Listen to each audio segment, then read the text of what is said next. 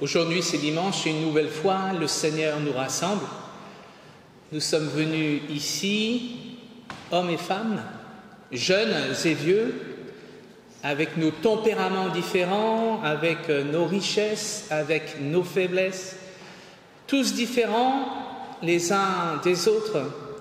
Et pourtant, nous convenons d'une même chose, notre volonté de croire en un Dieu qui nous aime.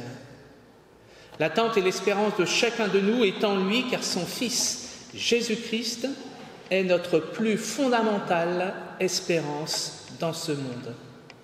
Dire et prier ensemble notre foi, ce sera notre unité aujourd'hui.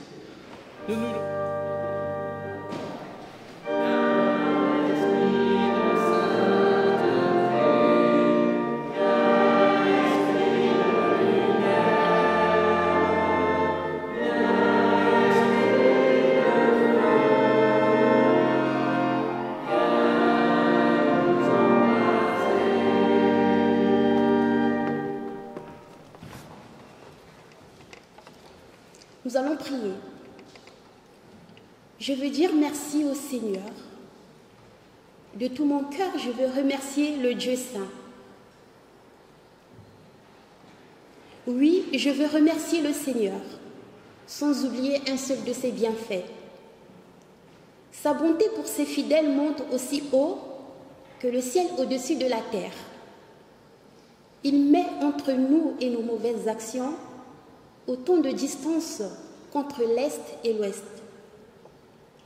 Le Seigneur aime ses fidèles, comme un père aime ses enfants. Il sait bien, lui, de quoi nous sommes faits, d'un peu de poussière. Il ne l'oublie pas. La vie de l'homme fait penser à l'herbe, comme l'herbe des champs qui commence à fleurir, mais périt dès que passe le vent brûlant. La voilà disparue sans laisser de traces. Mais la bonté du Seigneur pour ses fidèles dure depuis toujours et durera toujours. Et sa loyauté reste acquise aux enfants de leurs enfants. S'ils respectent les règles de l'Alliance et pensent à faire ce que Dieu a commandé. Remerciez le Seigneur, vous tous qu'il a créés, où que vous soyez dans son empire, et moi aussi je veux dire, merci Seigneur. Amen.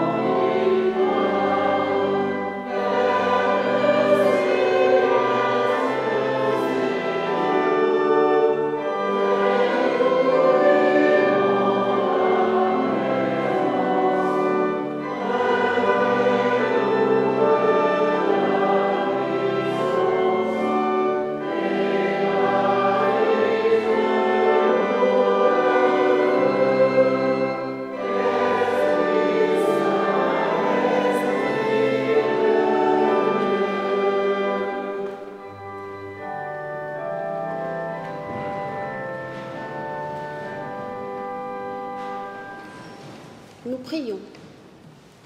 Seigneur, tu sais de quelle miséricorde nous avons besoin. Tu sais nos obscurités, nos silences, nos oublis, nos vanités. C'est à chacun comme un secret que tu les révèles. C'est à chacun comme un secret que tu les pardonnes. C'est à chacun comme un secret que tu donnes l'ordre de se relever et de marcher pour un nouveau service, pour un nouvel amour. Aussi, c'est avec confiance que nous te disons, tu sais de quelle miséricorde nous avons besoin. Pardonne-nous. Amen.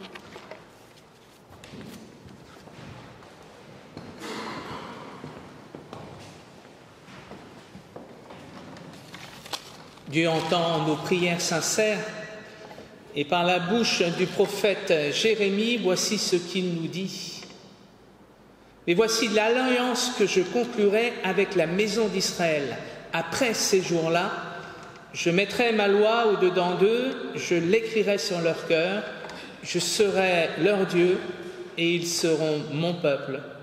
Celui-ci n'enseignera plus son prochain, ni celui-là son frère, en disant « Connaissez l'Éternel », car tous me connaîtront, depuis le plus petit d'entre eux jusqu'au plus grand, car je pardonnerai leurs fautes et je ne me souviendrai plus de leurs péchés. Voilà le pardon de Dieu qui nous est annoncé ce matin par ces deux simples versets, parole du prophète Jérémie. Car je pardonnerai leurs fautes, dit Dieu, et je ne me souviendrai plus de leurs péchés. Parce que ces paroles sont des paroles libératrices. Nous nous levons pour dire que nous sommes relevés par ce pardon donné par Dieu. Et nous pouvons écouter la volonté de Dieu pour nos vies, le chemin de vie qu'il nous propose.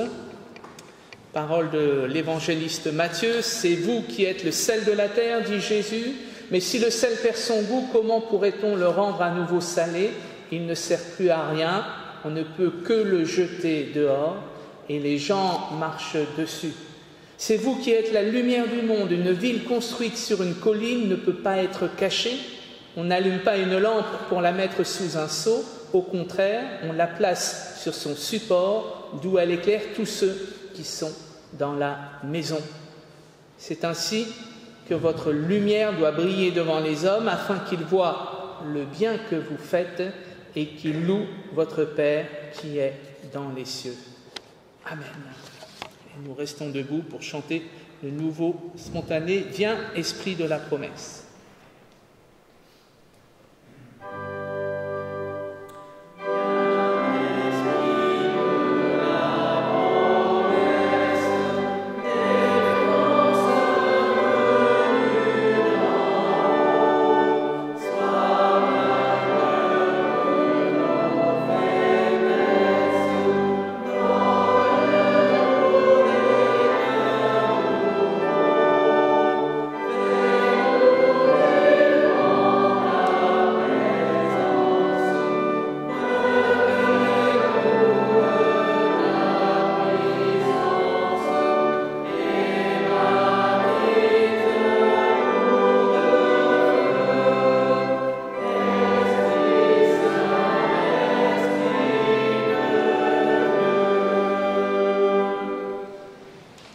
Nous allons nous mettre à l'écoute de ta parole dans l'Écriture.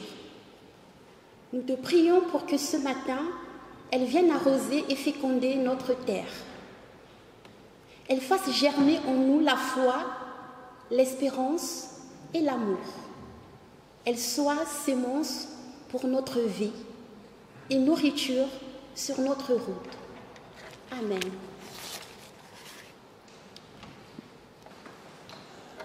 Nous allons lire les textes bibliques qui se trouvent dans les livres suivants.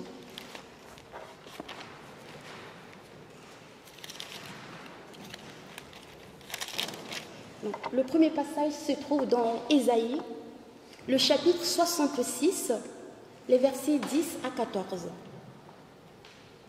Nous lisons au nom du Seigneur. Réjouissez-vous avec Jérusalem. Faites d'elle le sujet de votre allégresse. vous tous qui l'aimez, tressaillez avec elle de joie. Vous tous qui menez deuil sur elle, afin que vous soyez nourris et rassasiés du lait de ses consolations, afin que vous savouriez avec bonheur la plénitude de sa gloire.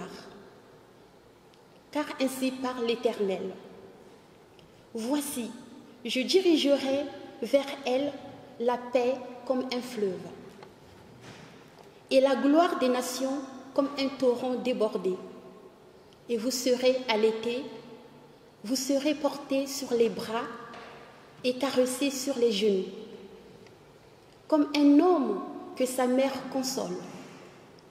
Ainsi je vous consolerai.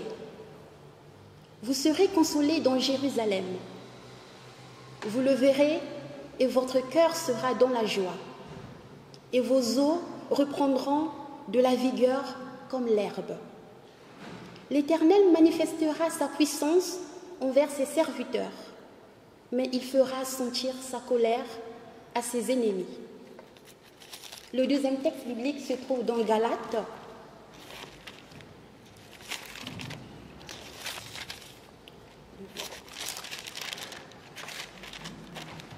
Galates chapitre 6, les versets 14 à 18.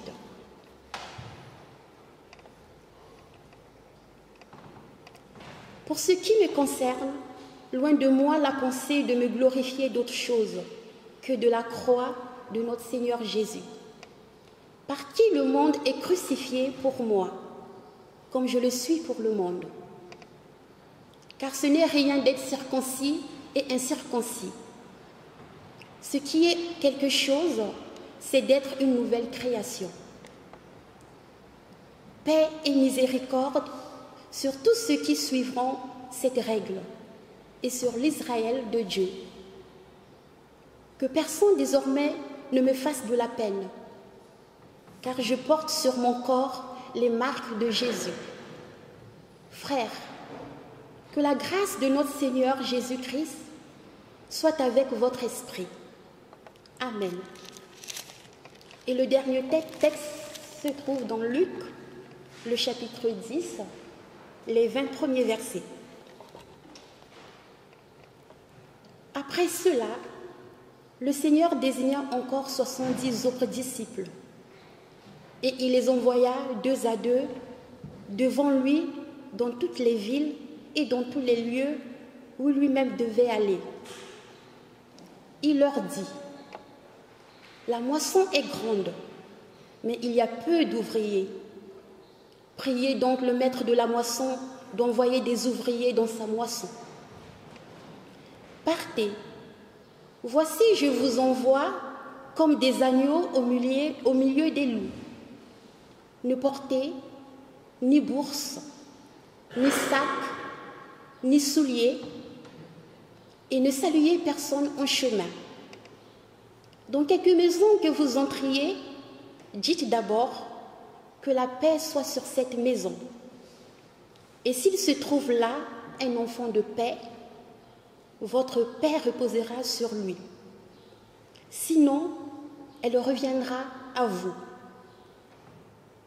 Demeurez dans cette maison-là, mangeant et buvant ce qu'on vous donnera, car l'ouvrier mérite son salaire. Dans quelque ville que vous entriez et où l'on vous recevra, mangez ce qui vous sera présenté. Guérissez les malades qui s'y trouveront, et dites-leur: le royaume de Dieu s'est approché de vous. Mais dans quelque ville que vous entriez et où l'on ne vous recevra pas, allez dans ces rues et dites: nous secouons contre vous la poussière même de votre ville qui s'est attachée à nos pieds. Sachez cependant que le royaume de Dieu s'est approché. Je vous dis qu'en ce jour, Sodome sera traitée moins rigoureusement que cette ville-là. Malheur à toi, Chorazin, malheur à toi, Bethsaïda, car si les miracles qui ont été faits au milieu de vous avaient été faits dans Tyr et dans Sidon il y a longtemps, qu'elles se seraient repenties en prenant le sac et la cendre. C'est pourquoi au jour du jugement, Tyr et Sidon seront traités moins rigoureusement que vous. Et toi, Capernaum, qui a été élevé jusqu'au ciel, tu seras abaissé jusqu'au séjour des morts. Celui qui vous écoute, m'écoute. Et celui qui vous rejette, me rejette. Et celui qui me rejette, rejette celui qui m'a envoyé. Les 70 revinrent avec joie, disant, Seigneur, les démons même nous sont soumis en ton nom. Jésus leur dit, je voyais Satan tomber du ciel comme un éclair. Voici, je vous ai donné le pouvoir de marcher sur les serpents et les scorpions et sur toute la puissance de l'ennemi, et rien ne pourra vous faire du mal.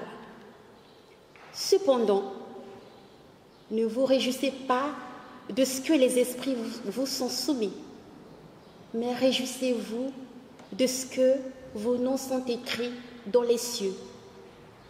Amen.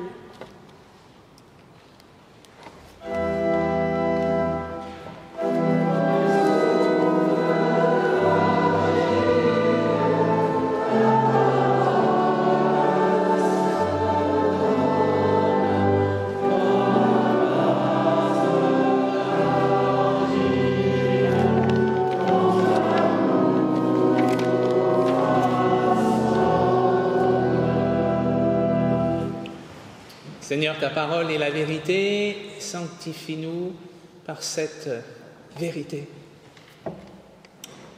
Quel grand et beau ministère que celui de prophète. Nous avons dans les Écritures le témoignage de ces prophètes, de grands prophètes et de petits prophètes. Et ce matin, nous avons réentendu cette magnifique parole du prophète Ésaïe, un des grands prophètes de l'Ancien Testament. Prophètes qui n'ont pas toujours la part belle, vous le savez bien, la plupart du temps, ils doivent annoncer une parole difficile au peuple, l'exhortant à revenir à Dieu, sinon ce peuple prend le risque de rompre l'alliance et de voir sur lui, des calamités arriver, comme cela est arrivé sur le peuple d'Israël, avec la prise de Jérusalem, avec la déportation de l'élite. Et donc, tragédie avérée qui s'abat sur ce peuple d'Israël qui a abandonné son Dieu. Mais les prophètes aussi, et heureusement, sont appelés à donner des paroles de bénédiction, d'encouragement, afin d'affermir le peuple quand il traverse des tragédies, des temps difficiles. Et c'est cette parole que nous avons réentendue ce matin, où Dieu promet à Jérusalem, et au travers de la figure symbolique de Jérusalem à tout Israël, il lui promet un avenir et une espérance. Oui, Jérusalem doit traverser un temps difficile, mais il y a un avenir et une espérance. Et il y a ces magnifiques paroles où Dieu se présente, non pas sous la figure masculine, mais sous une figure féminine, vous l'avez entendu. Vous serez comme des petits-enfants que je vais allaiter, vous serez comme des petits-enfants que je vais prendre dans mes bras, vous serez comme des petits-enfants que je vais consoler. Magnifique, Dieu se présente comme une mère qui donne son sein à son petit-enfant et qui veut le consoler de ses peines.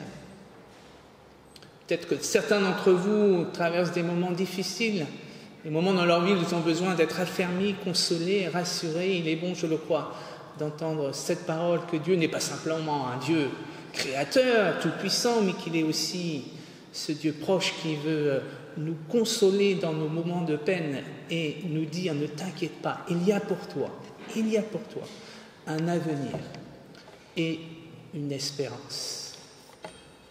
Cette bonne nouvelle que nous recevons ce matin ensemble, de ce Dieu qui veut nous accueillir, de ce Dieu qui veut nous consoler, est-ce que nous allons la garder pour nous, ou est-ce que nous voulons la partager comme on cherche à partager une bonne nouvelle avec des amis? Je crois évidemment que nous sommes appelés à partager cette bonne nouvelle au sens large. Évangile, cela veut dire littéralement bonne nouvelle, que nous sommes appelés à parler au cœur du monde de ce Dieu d'amour qui s'est manifesté en Jésus-Christ. Et telle est là en tout cas la conviction de notre synode, de notre Église nationale. Le dernier synode national a eu lieu pendant le week-end de l'Ascension. Un texte a été voté quasiment à l'unanimité, je crois, à une voix près, sinon l'unanimité. Et ce texte nous exhorte vraiment à oser en tant qu'Église nationale, à oser en tant qu'Église locale, à oser témoigner, retrouver ce chant du témoignage. Je vous lis juste le petit chapeau et puis nous aurons l'occasion en Église locale de reprendre ce texte, de le retravailler. Je vous lis juste le petit chapeau de ce texte donc du synode national. En communion avec les chrétiennes et les chrétiens de tous les temps et de tous les lieux, assumons notre vocation de témoin, allons vers les autres, ouvrons-nous à l'accueil, faisons de la mission de l'Église notre joie, ayons confiance en la puissance de l'Esprit Saint. Magnifique! Il n'y a plus qu'à, comme on dit, il n'y a plus qu'à mettre en pratique, et c'est vraiment l'entendez, la mission qui nous est donnée, l'exhortation qui est donnée à chaque église locale de se saisir de cet emploi et de le mettre en pratique. Telle était aussi évidemment la volonté du Christ au cours de son ministère, que sa parole soit largement partagée, et vous l'avez entendu dans l'évangile que Narelle nous a relu, il décide ce jour-là d'envoyer 70 disciples en mission, afin que sa parole soit entendue. Et ce qui me réjouit, qu'on parle de disciples. On ne sait pas s'il y a des hommes et des femmes. Je fais le pari qu'il y a des hommes et des femmes. Disciples, c'est ni masculin ni féminin. Et donc moi, je fais le pari qu'il y avait des hommes et des femmes qui sont envoyés par le Christ en mission. Et je vous propose que nous regardions un petit peu ce qu'il y a en jeu dans cet envoi en mission de ces 70 disciples, et comment on peut l'entendre, nous, Église locale de Grenoble, aujourd'hui. La première chose que j'entends dans cet envoi de Jésus, cet envoi de disciples en mission par Jésus, c'est que c'est une affaire communautaire. Ce n'est pas simplement l'affaire d'individus esselés, ils ont entendu l'Évangile et individuellement, ils vont annoncer la bonne nouvelle de l'Évangile. C'est une affaire d'Église. Jésus rassemble ses disciples, Jésus les édifie, Jésus les conforte, Jésus leur donne une lettre de mission, il leur dit comment ça va se passer, et voilà, il ne les lâche pas comme ça dans la nature, c'est une affaire d'Église. Et après la mission, il prend aussi le temps de les rassembler, il prend aussi le temps, le texte va très vite, mais il prend aussi le temps de les écouter. Les disciples, et c'est très beau, disent la joie qu'ils ont eue, les disciples disent l'étonnement qu'ils ont eu, que le Saint-Esprit a soufflé et qu'ils ont été capables de faire des miracles. Donc il y a, comme les jeunes disent, il y a un before, il y a un after, et vraiment nous entendons là que c'est une dimension vraiment ecclésiale. Reprendre le chemin du témoignage comme nous exhorte ce texte du synode, c'est une affaire de toute l'Église. Certains, plus précisément, vont partir en mission, d'autres vont prier pour ceux qui sont partis en mission dans des endroits particuliers. Le Saint-Esprit va souffler. Et puis, ce qui est très beau dans ce texte, il ne s'agit pas de reprendre à la lettre, évidemment, ce qui nous est dit. Il faut prendre un petit peu de recul, mais tout de même, on le sait bien, Jésus envoie 2 par 2 ses disciples. Encore une fois, il ne les envoie pas un par un, mais il les envoie 2 par 2 parce que, encore une fois, la mission, c'est quelque chose de communautaire. Là où 2 ou 3 sont réunis en mon nom, dit le Christ, je serai avec eux. Alors je crois que nous pouvons entendre aussi dans cela, dans le fait que Jésus envoie 2 par 2 ses disciples, c'est qu'il sera avec eux pour que la parole soit entendue. Le témoignage, reprendre cette dimension de témoignage, c'est une affaire de toute l'Église. C'est une mission de toute l'Église. Le deuxième élément que j'entends dans ce texte, c'est qu'il va y avoir de la résistance. Je vous envoie comme des agneaux au milieu des loups. Parole qui peut être glaçante pour les disciples. Je vous envoie comme des agneaux au milieu des loups. Témoigner de l'Évangile, retrouver le souffle du témoignage, c'est prendre le risque, évidemment, de rencontrer une opposition, et quelquefois une opposition dure. Le mot de loup est posé. Oser reprendre le chemin du témoignage dans une société laïque telle que la nôtre en France, c'est évidemment prendre le risque de voir se lever une opposition. Ça, c'est sûr. Il n'y a pas de secret, et il faut l'assumer. Mais ce qui est très beau là aussi dans le texte, c'est qu'il me semble entendre dans la bouche de Jésus-Christ qu'il ne faut pas que les disciples aient de l'amertume face à cette opposition. C'est normal, quand on témoigne de l'Évangile, qu'il y ait de l'opposition. Mais il ne faut pas en être amer. Ça fait partie du jeu. Par contre, c'est très beau, c'est une forme aussi de libération que Jésus propose à ses disciples. Il leur dit, si l'Évangile n'est pas reçu, cela ne vous appartient pas. Vous aviez fait ce que vous aviez à faire, vous avez témoigné avec vos mots, avec vos imperfections, avec votre faiblesse, et puis le plus important, on le sait bien, c'est le témoignage intérieur du Saint-Esprit. Vous avez fait ce que vous aviez à faire. S'il y a de la résistance, cela ne vous appartient pas.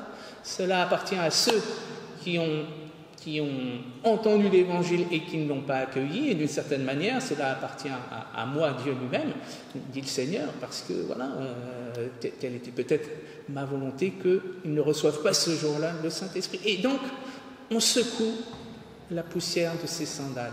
Le job a été fait, maintenant, on secoue la poussière de ses sandales, et pourtant, le royaume de Dieu s'est approché. Vous ne l'avez pas entendu, mais le royaume de Dieu s'est approché.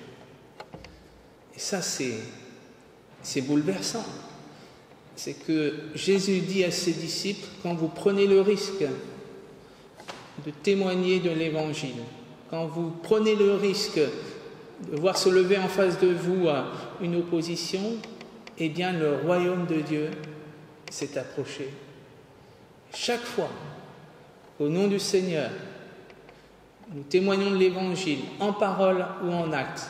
Et la collecte tout à l'heure va être affectée au diaconat. Le diaconat est un témoignage en acte de l'Évangile. Chaque fois, au nom du Seigneur, chaque fois que nous témoignons de l'Évangile, nous faisons que le royaume de Dieu s'est approché. C'est quand même une chose extraordinaire, et une mission extraordinaire qui nous est donnée. Troisième élément que je veux souligner dans cet envoi en mission des disciples par Jésus, c'est que, évidemment, dans toute mission, dans tout témoignage, c'est une question de relation, c'est une question de rencontre. Alors, si notre Église protestante unie de France, si notre Église protestante unie de Grenoble retrouve la dimension du témoignage, ce n'est pas pour imiter d'autres témoignages, d'autres églises. Il s'agit de trouver notre chemin qui nous est propre, avec notre spiritualité, avec notre manière d'être, avec notre identité. Et pour moi, le chemin serait volontiers celui d'un témoignage, d'une mission, d'une évangélisation, de la rencontre. Jésus a témoigné de l'Évangile en rencontrant les gens.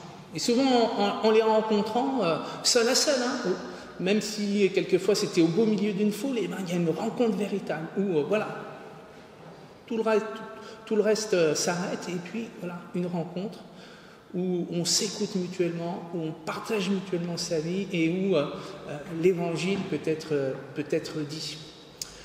Voilà pour moi le chemin du témoignage qui pourrait être le nôtre en tant que protestants réformés, en tant qu'Église protestante unie de France. Le chemin du témoignage par une rencontre authentique que je résumerai autour de 3 mots. Ils commencent tous par H. Humus, humour, humanité. L'humus, c'est notre identité, voilà, c'est notre terre. On témoigne avec ce que l'on est. Il ne s'agit pas de témoigner de ce qu'on n'est pas. Il s'agit d'assumer qui l'on est, d'assumer notre héritage, d'assumer encore une fois nos forces et nos faiblesses. Donc témoigner, assumer qui nous sommes en tant qu'Église protestante unie de Grenoble, et en tant que nous, en tant que personnes qui sommes appelées à porter l'Évangile. Humour, évidemment, parce que cela permet de prendre de la distance. Depuis que le Christ est mort sur la croix, tout tout est joué. Rien n'est plus décisif puisque la chose la plus décisive a eu lieu. Dieu en Jésus-Christ s'est donné pour le monde pour que nous ayons la vie. Donc depuis ce temps-là, tout est accessoire. Et donc notre témoignage aussi est accessoire. Le Christ est crucifié et ressuscité, une vie nouvelle a germé. Donc un petit peu d'humour pour ne pas nous prendre trop au sérieux, voilà. Et puis bien sûr l'humanité, comme je vous l'ai dit, parce que le témoignage c'est une affaire de rencontres humaines. Il me semble, 2 ou 3 points d'attention auxquels il faut faire attention, c'est le cas de le dire, dans ce chemin du témoignage. Le premier point d'attention, c'est celui de l'espace-temps. Prendre en compte le temps et l'espace dont disposent ceux à qui nous voulons annoncer l'Évangile. Ça paraît tout simple à formuler, mais c'est plus difficile à mettre en pratique. Parce que cela veut dire sans doute qu'en tant qu'Église locale, il va falloir peut-être changer nos habitudes, changer nos horaires. Quelle folie! Le groupe des jeunes a l'habitude depuis 20 ans de se réunir le vendredi soir de 19h à 22h30. Pourrait-on imaginer qu'ils se réunissent un autre jour? Pourrait-on imaginer qu'ils se réunissent un week-end parce que c'est la disponibilité et la liberté des jeunes? J'ai discuté avec une collègue de Marseille. À un moment, je la vois partir en avance d'une réunion, c'était un dimanche. Je lui dis, ah bon, tu pars déjà? Mais pourquoi? Parce que je me disais, dimanche après-midi, il était 13h. Plus d'animation paroissiale. Elle m'a dit si, j'ai demandé aux jeunes, ils m'ont dit que là où ils étaient le plus disponibles, c'était le dimanche soir, de 18h à 20h. Moi, ça paraissait complètement insensé. Ben non, écoute, des jeunes, voilà, on change nos habitudes, on change nos horaires. Donc, faire attention à l'espace-temps, et c'était l'intuition des églises anglicanes quand elles ont fait cette révolution de redevenir une église de témoignage avec ce qu'on a appelé les fresh expressions. Il s'agissait pour l'église de sortir de ses habitudes et d'aller vers les gens là où ils sont dans leur espace-temps. Deuxième point d'attention, celui du langage, évidemment, moi le premier, peut-être encore plus, je suis un scribe parmi les scribes, c'est-à-dire que habitué, formé à la théologie, au langage ecclésial, et donc à parler, comme l'on dit, le patois de Canaan, il faut faire attention à cela.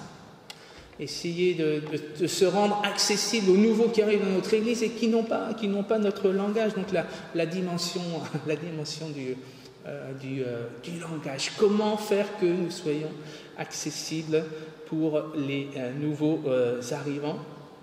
Un troisième point, c'est l'objet de toute une partie de ce texte du synode national. Troisième point d'attention, c'est évidemment toute cette thématique des nouveaux ministères qui s'offrent à nous. Nous sommes entrés dans cette dynamique de nouveaux ministères, de créativité, de remise en cause de notre organisation.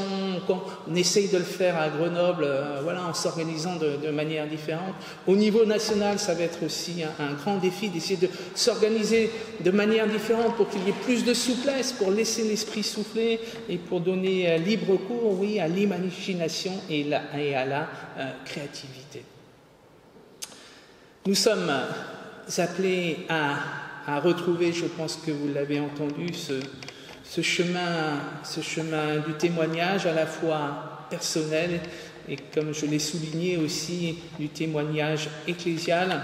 Et comme parole d'envoi, je vous donne l'envoi de ce texte du synode national.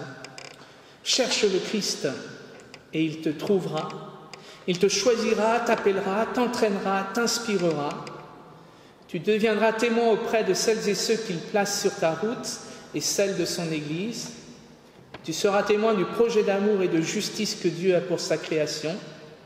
Le oui de Dieu est sur chacune de nos vies et sur notre monde. Sa parole nous éclaire. Le oui du Christ est sur chacune de nos existences. Il nous rend libres. Le oui de l'Esprit et sur chacune de nos destinées, il change nos vies.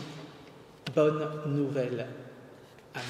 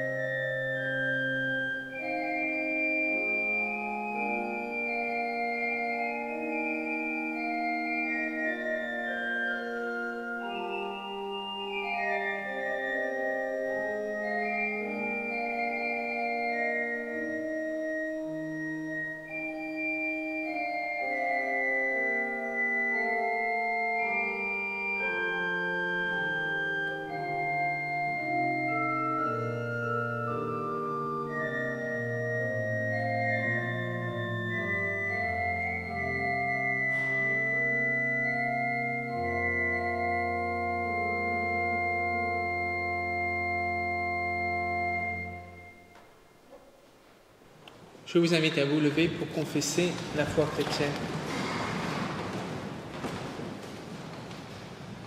Je crois que le monde est créé pour la vie qui vient de Dieu et va à Dieu, et dont l'humanité est la forme achevée.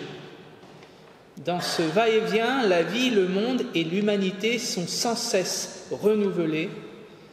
L'humanité a reçu la vie en dépôt. Je crois que seule la révélation de Dieu en Jésus-Christ, né, mort et ressuscité pour tous, donne pleinement sens à notre histoire et à nos vies. Je crois que chaque être humain est appelé au salut, donné gratuitement et totalement en Jésus-Christ. Je crois, et c'est la joyeuse réponse de ma foi, que la vocation de ma vie est d'être pour Dieu, au service des autres. Je crois que sans cesse, l'Esprit de Dieu appelle tout être humain à la liberté responsable. Je crois que le secret de la vraie liberté est dans l'obéissance à l'Évangile, dans le renoncement à tout esprit de justification, de puissance ou de domination, pour que chaque être humain soit disponible à l'amour, au partage et à la paix. Amen. Et nous restons debout pour chanter « Parler au cœur du monde ».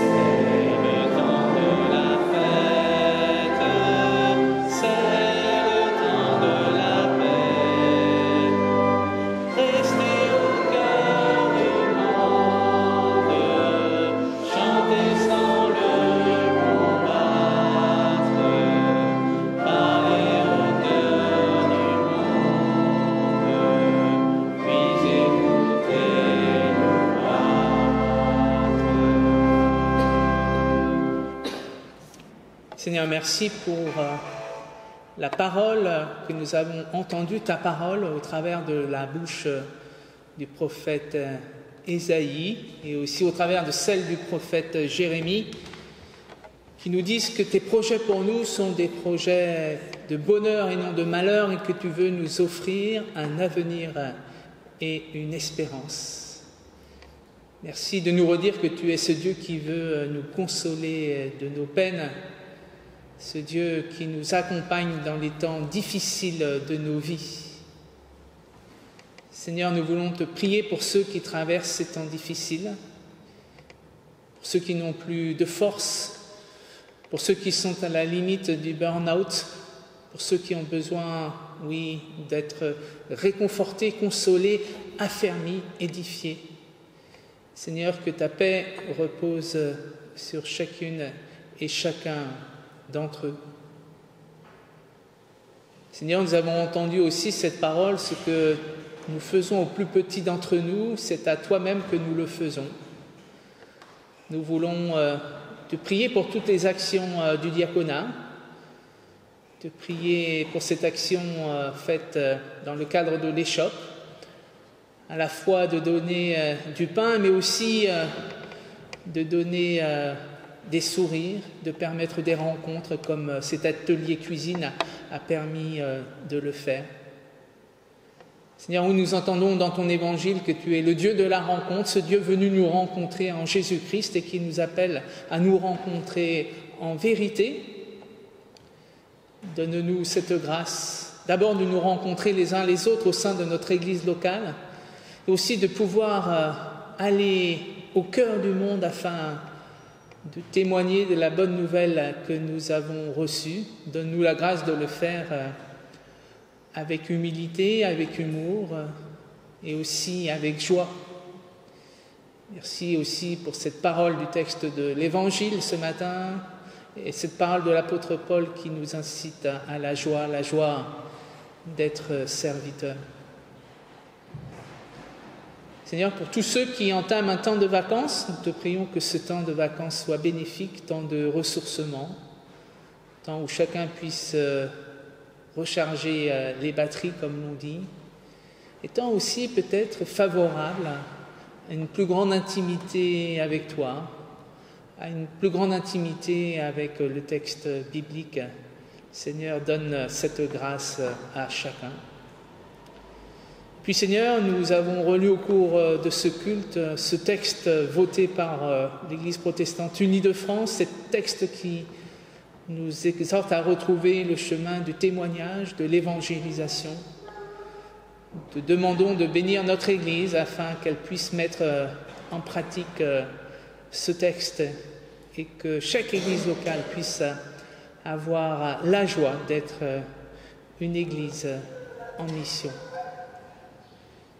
Comme Jésus-Christ nous a appris à le faire, nous voulons rassembler nos prières en te disant « Notre Père, qui es aux cieux, que ton nom soit sanctifié, que ton règne vienne, que ta volonté soit faite sur la terre comme au ciel. Donne-nous aujourd'hui notre pain de ce jour. Pardonne-nous nos offenses, comme nous pardonnons aussi à ceux qui nous ont offensés. Et ne nous laisse pas entrer en tentation, mais délivre-nous du mal, car c'est à toi qu'appartiennent le règne, la puissance et la gloire pour les siècles des siècles. Amen. Comme je vous l'ai dit, aujourd'hui la collecte va à l'entraide, pas l'entraide, au diaconat protestant. Et donc, soyez généreux, c'est le moment de offrande.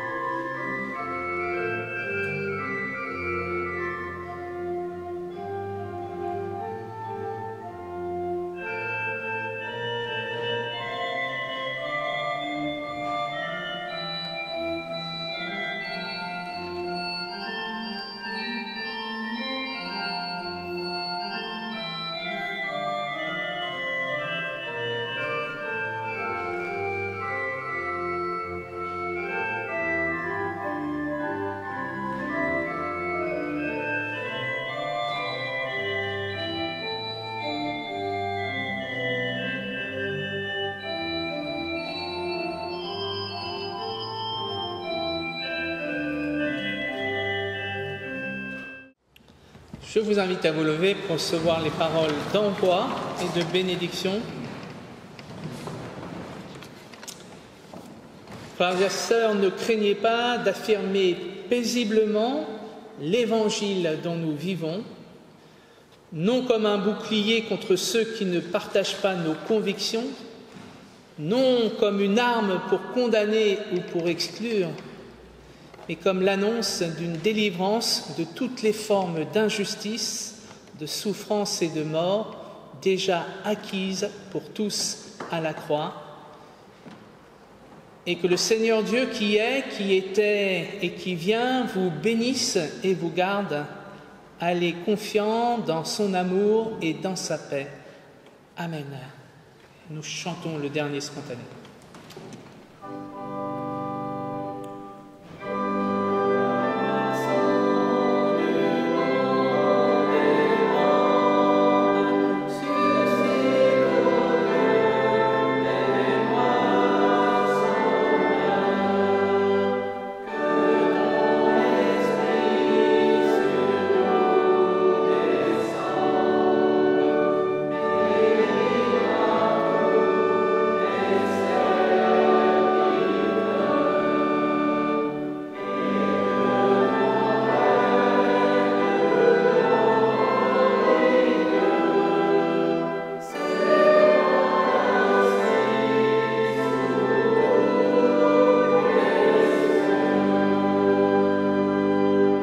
Bon dimanche à tous.